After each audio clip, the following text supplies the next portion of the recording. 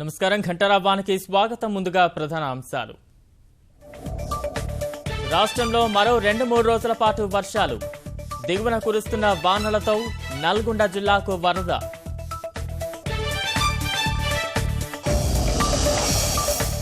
గుంటూరు, ప్రకాశం జిల్లాలో వర్ష బీభత్సం. మాచర్ల, గురజాల మధ్య దెబ్బతిన్న రైల్వే పట్టాలు.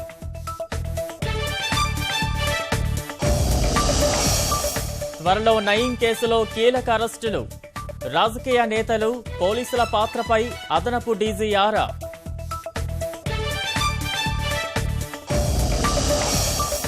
కర్ణాటకలో తగ్గని ఉద్రిక్త పరిస్థితులు.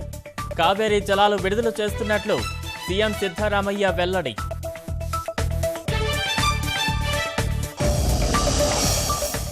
కావేరీ హింసాకాండపై కేంద్రం ఆందోళన. సంయమనం పాటించాలని ఇరు రాష్ట్రాలకు ప్రధాని విజ్ఞప్తి.